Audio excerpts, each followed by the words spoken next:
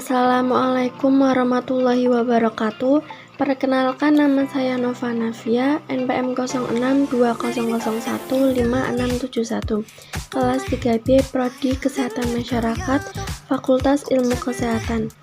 Saya di sini akan menjelaskan materi tentang metode transmisi penyakit menular.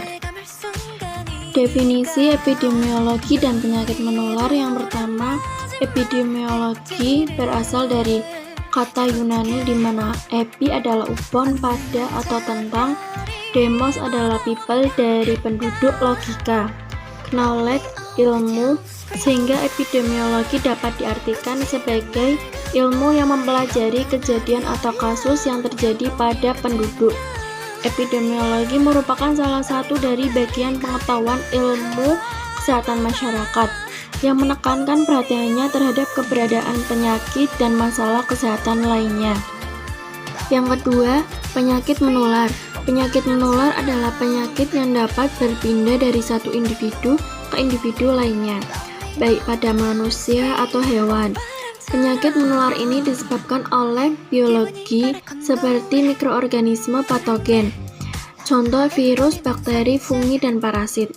Dalam ilmu kedokteran kesehatan masyarakat dan biologi, penularan atau transmisi adalah perpindahan patogen yang menyebabkan penyakit menular dari individu atau kelompok inang yang terinfeksi ke individu atau kelompok tertentu lainnya.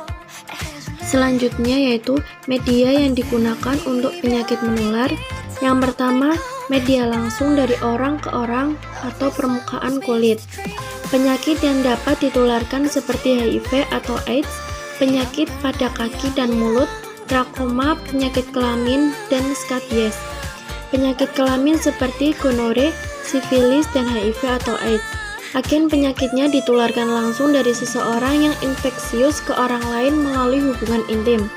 Cara untuk memutuskan rantai penularannya yaitu dengan mengobati penderita dan tidak lagi melakukan hubungan seksual dengan pasangan bukan suami istri.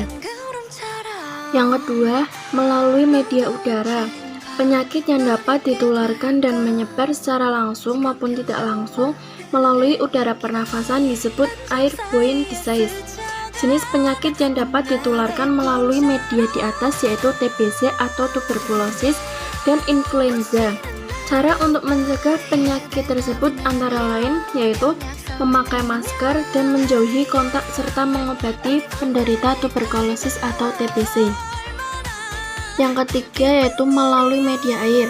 Penyakit yang dapat menular dan menyebar secara langsung maupun tidak langsung melalui air. Penyakit yang ditularkan melalui air disebut sebagai waterborne disease atau water-related disease.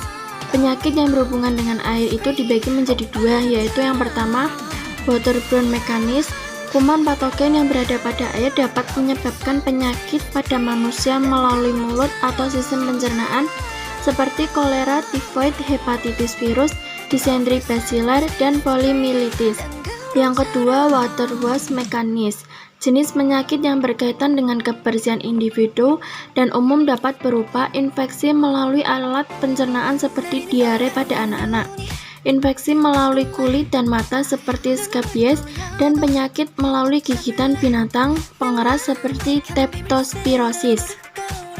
Yang keempat, melalui media vektor penyakit. Arthropod outborne disease atau sering disebut sebagai ectoborne disease merupakan penyakit penting yang seringkali bersifat endemis dan sering menimbulkan bahaya kematian. Contohnya penyakit seperti demam berdarah dengue atau DBD, malaria, kaki gajah, dan penyakit virus. Selanjutnya, jenis-jenis penyakit menular. Yang pertama, tuberkulosis atau TBC. Tuberkulosis atau TBC adalah penyakit paru-paru akibat kuman Mycobacterium tuberculosis. TBC akan menimbulkan gejala berupa batuk yang berlangsung lama atau lebih dari 3 minggu. Biasanya berdahak dan kadang juga mengeluarkan darah. Cara untuk mengobati penyakit TBC. TBC akan dideteksi melalui pemeriksaan dahak. TBC akan disembuhkan jika penderita patuh untuk mengonsumsi obat sesuai dengan resep dokter. Pengobatan penyakit TBC membutuhkan waktu yang cukup lama dan biaya yang tidak sedikit.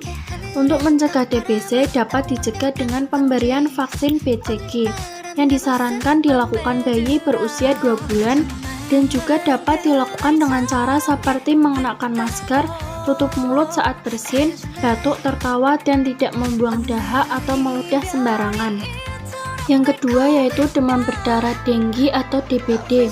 Demam berdarah adalah penyakit yang disebabkan oleh salah satu dari 4 jenis virus denggi yang ditularkan melalui gigitan nyamuk Aedes aegypti.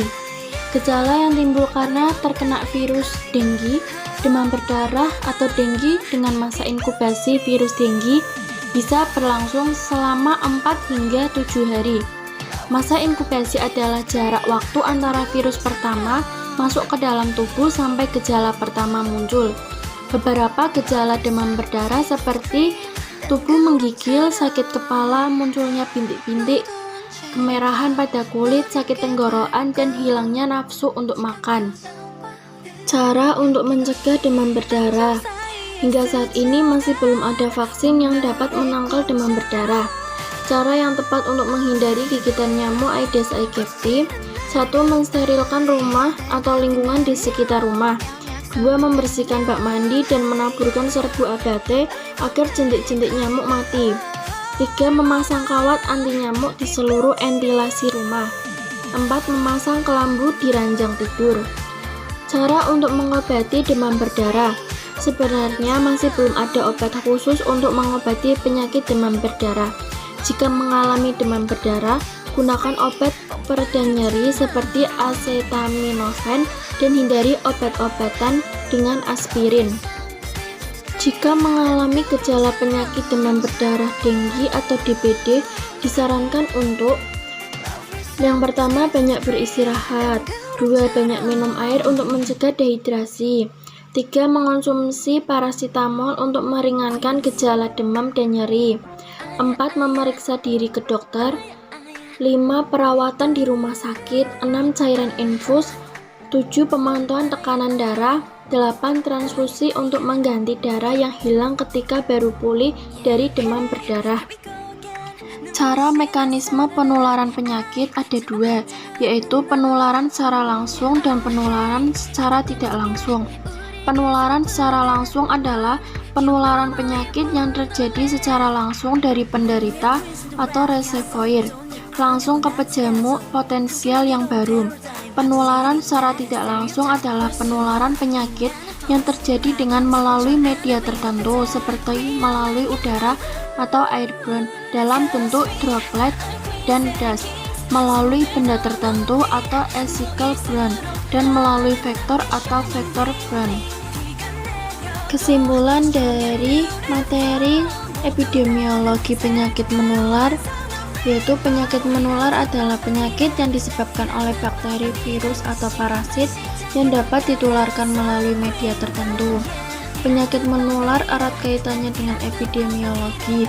Epidemiologi berasal dari bahasa Yunani yaitu epi yang berarti pada, demos yang artinya penduduk. Jadi epidemiologi adalah ilmu yang mempelajari hal-hal yang berkaitan dengan masyarakat. Penyakit menular dapat dicegah dengan membiasakan diri untuk mencuci tangan dengan menggunakan air bersih dan sabun, terutama setelah buang air kecil dan buang air besar, membuang sampah sebelum memasak dan sebelum makan. Demikian beberapa hal yang bisa saya sampaikan. Sebelumnya, saya mohon maaf apabila di dalam penyampaian materi tentang metode transmisi penyakit menular itu terjadi kesalahan kata. Wassalamualaikum warahmatullahi wabarakatuh.